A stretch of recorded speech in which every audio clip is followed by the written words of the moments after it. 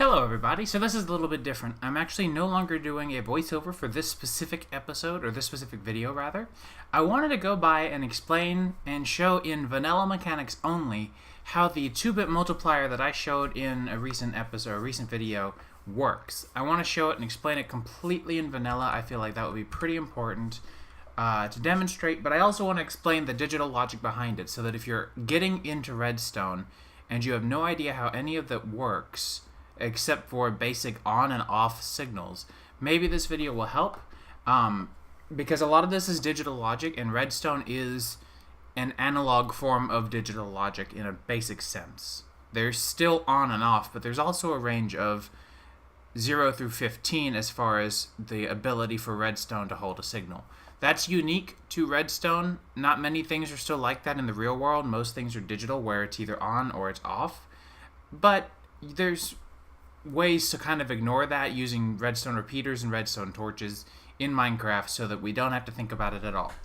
So, of course, I've demonstrated this previously, but I've actually rebuilt this in a completely vanilla world. In fact, here, let me change it to peaceful. In fact, if you look at F3, I'm actually currently playing on the Minecraft Snapshot 16W39C. And if we take a look down here, you can see the redstone logic, and I will explain this piece by piece. But this is all of the logic that went into it this time. Now, if you watched the previous demonstration of a 2-bit multiplier, you would remember that it was actually a lot simpler. That was because I used mods that had logic gates built in, as well as bundled wire to avoid having to have multiple block spaces for transmitting a signal. I was able to consolidate those all in one, sort of. So let me explain. We have 4 inputs given, A, B, C, and D. A and B are a pair of binary numbers that go together. So this is the 1's place and this is the 2's place in a binary number. So if this is 1, 1 resembles on, 0 resembles off. So if this was 1, or on, as indicated by the red dot, and this was 1, the value would be 2 plus 1, or 3. Likewise, this would be 2, no 1, because the 1 is off. This would be 1, because the 2 is off, and this would be 0, because they are both off. So that's my brief explanation on binary. If you don't know about it, I suggest go watch someone else's video describing it, because binary is not difficult to grasp, but it is difficult to explain in about 30 minutes, or ideally less. I'm hoping to make this a quick-ish tutorial. So I've chosen these 2 block backgrounds to demonstrate that these are 2 2-bit numbers. This is a 2-bit number, and this is a 2-bit number. So the values can go from anywhere from 0, 1, 2, or 3 per each of these, and the value of each one of these is multiplied together and outputted here in binary. So the way that this is done, I've used a truth table to sort of determine what values were going to be needed, and which were not what values were going to be needed, but to sort of formulate based on the output values and the input values 4 different circuits. Each one of those circuits has a corresponding light. As you can see here, there's 4 lights. Each light has its own circuit, and the circuit is described underneath in the sign. In digital logic, things that are ANDed together, and by AND I will describe that in a minute, are shown directly adjacent. So A, B, C, D means A and B and C and D. What this means is anytime you have an AND combination, it means that all of these must match as true for the output to be true, or the output to be on. So for this light to be on, all 4 of my levers have to be on. And I'll show you. All 4 levers are on. Give it some time. Alright, it's done. This light is on. So you notice that this formulation works. Now as soon as I turn one of these off, that light is off. So that is how this one individual light works, is using A and B and C and D. Likewise, we have the same exact thing here. We have A, B, and then if there's a little apostrophe, that means not, which means the opposite. So that means A is on, B is off, C is on. A plus sign indicates or, which means either this one or this one have to be true, and the light will turn on. Both of them can be true, and the light will turn on, because this is an OR and not an exclusive OR. Exclusive OR is a little bit different. It's such that if one or the other is on, but not if both are on or both are off. So we have A is on, B is off, C is on, or A is on, C is on, D is off. We have another situation here. This was the biggest and hardest one to wire. We have A is off, B is on, C is on. Or B is on, C is on, D is off. Or A is on, B is off, D is on. Or A is on, C is off, D is on. Lastly, and most simply, we have B and D are both on. Once again, I can demonstrate this very easily. B and D are both on, and so it's on. The reason this is the case is because in binary, and this one can be very easily explained. The other ones take a little more thought and explanation and the truth table to explain, but this one can be very easily explained.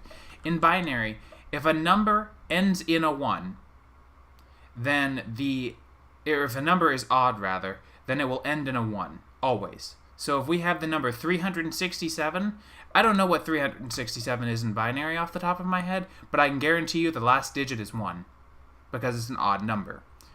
In this case, we have an odd times an odd, and thus it is on. If we ever had, this basically means, in this case, whatever comes over here, if this was an 8-bit number, we still know this was going to be an odd. And this is going to be an odd. And we all know that an odd times an odd is an odd. So, that being said, let me go show you each individual circuit in vanilla redstone form. And then I will go ahead and leave you alone, because this might be a little boring, might be a little interesting, who knows. So, I've labeled these for convenience, for my own convenience while making this. This took me, I literally just finished this, and this took me about 3 hours to do.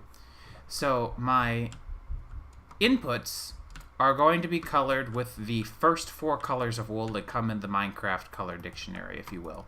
So we've got white, orange, magenta, and light blue. So this is A, B, C, and D. That's how I remembered. Then our outputs are going to be W, X, Y, and Z. Wait, is that right? Or is it the other way around? I think it might be the other way. No, this is right. This is right. So I chose the last 4 and started with the last one being 1.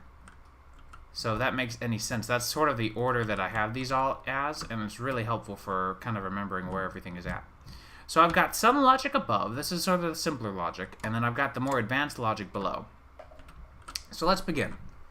We have, and I realized afterwards I could have simplified this by branching off one of these gates outputs with another gate, but I simply didn't consider that. So if we follow, we have A and B, C and D. So A and B are white and orange. They branch off, and I'm using a lot of redstone mechanics here just to make sure that the connections do not merge. So if we have white and orange, A and B going together, here we have a NOT gate. Or not NOT gate, I'm sorry, an AND gate. This is a simple 2-input AND gate. And so with a 2-input AND gate, we have a inverted redstone signal here. So if this was on, this torch would be off. If this was on, this torch would be off. And with both of those torches off, this redstone signal would be off, and this torch would be on. In other words, this signal is on, and this signal is on, then this signal is on. So that's a basic AND gate. You'll see this style repeated several times. Obviously I used 10, I think. I believe no, 11 or 12 actually, because a few of them are multiple, two inputs, since I didn't want to do a 4-input, because 4 inputs are a little confusing and a little big. So we have 2 inputs here, and we take the output and we borrow it. We're not done with it because we need to AND this together, because remember, the first one was A, B, C, and D. So here we have A, B together, and over here, if you follow, we have C and D together, and the outputs come here, so we have CD and AB equals A, B, C, and D. And then I've, like I said, used some redstone shenanigans to make sure that the wiring gets to the right light. For the last one, we also have B and D, which you can see here. Again, B is resembled in orange, and D is resembled in light blue. These two come together into an AND gate. You can do an AND gate however you wish. The redstone torch doesn't have to be on top. It can be on the side of the block here. Really helpful chip sometimes. And so you will end up with B and D are true. Then your output is true. Now, of course, remember right now, all the levers are off. And so that output goes to the very last light. So we have the first light and the last light covered. All of this area is for everything in between. This is for all of the other gates. But of course I needed all 4 of my signals to still be sent down that entire way. So that's what this crazy looking mess is. This is actually how I get redstone down, since getting redstone up is very, very easy, but redstone down is not quite so much. So, redstone going down here, you can kind of observe how I've done this if you want, but this isn't really terribly crucial. And so this is that very, very, very large gate. So this one is Y, or the third lamp. This one is A0 BC, or BC D0, or A0 BD, or AC0 D. I'll show you each one of these step by step. As you can see, I've got 3 input AND gates now. So I have to have an input for this one, and this one. And if all 3 of these are on, this turns the light, or this redstone dust, off, and therefore turns this one on. Now for an OR gate, OR gates are very simple to do. We don't actually have to do anything at all. You can make an OR gate simply by connecting 2 torches together. So if this torch is on, or this torch is on, then the wire is there. In fact, to better represent that, we can do it with levers. Once again, this is for a normal OR, not for exclusive. So this torch is on, or this torch is on, or they're both on. It doesn't matter. So, with that explained here, you can see that I've got all 4 of these 3 input AND gates ORed together. So that's what those 3 ORs that I said before were, is this, or this, or this, or this. So, let me remember, I'm pretty sure I do. These 3 on the left, we have, let me see, this one. Is it this one? Yes. This one is A0 BC. So underground, I've got a lot of my wiring going on, and you will see that the redstone signal for A is inverted. So right now A is turned off, but that makes this torch turn off, and therefore is technically considered as on because of that torch right there. B and C are represented by, of course, our orange and magenta. And so we have our A0 BC. This is BC D0. B comes in as orange again. Magenta is C. And then our D here is light blue. And D I have running underground. And while that looks like it's negated, this is just a simple torch tower. So this one would negate the signal, but this one negates the negation again. I hope that makes some sense. So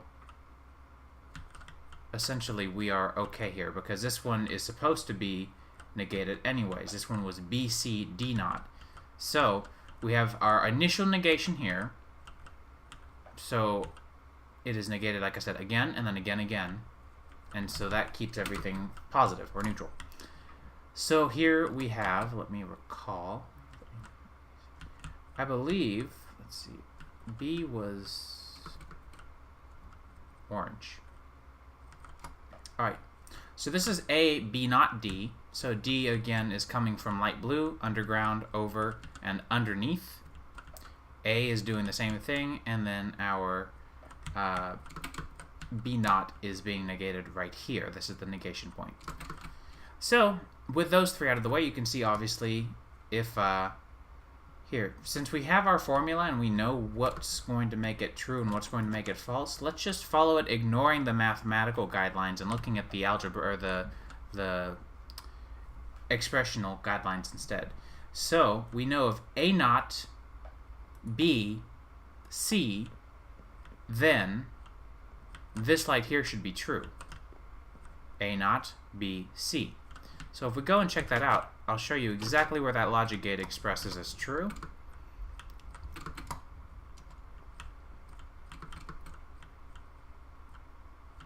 A naught BC actually evaluates the same thing not once but twice down here, because it's the same as BC D naught, which we already had, because I didn't turn the D lever on. But this is our A naught BC. You can see A naught going through, B, and C, right? Yeah. So there you have it, and you can see this signal turns on, goes to the torch, goes up, green all the way down, keeping that same green scheme. Then I negate it because this torch tower does not even out. So the torch tower, you can see, just connects under and over. And since I didn't have the right number of torches here, you have to have an odd number of torches for your negation to, or for your torch tower to avoid negation. So I had to negate it before I inputted it and then let it negate in the torch tower. No big deal. So lastly, I've already shown you the other ones. This one here is our A, B naught C, or A, C, D naught. Now if you think of that expression, it requires that A is true, B is false, C is true, or A is true, C is true, D is false. Now if you paid very close attention, I said that A is true and C is true in both of those. So that's what I've done here. You can see I've got my A input and my C input together. These are both being ANDed together with a 2-input AND. The output is then being taken over here to another AND gate. This is part of the AND gate. It kind of is a little hard to foresee. Maybe that makes it a little easier for you to see it. This, when you factor out A, C, it leaves you a B naught or D naught.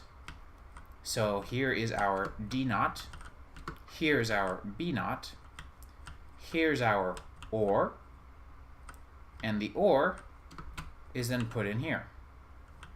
And then ANDed together and outputted to the redstone. So there's a little bit of simplification there, but that would make sense for many people who have ever looked into sort of the digital logic style expression evaluation. So there we have it. That is a full and extremely lengthy explanation of how this works.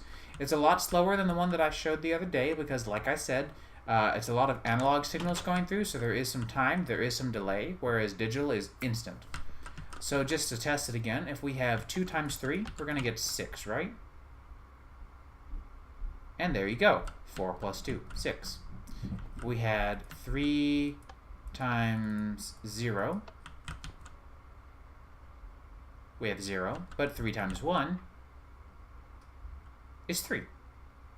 You can tell which gates this is having to go through, or that you can tell that the order kind of is dependent on the difficulty of the gate.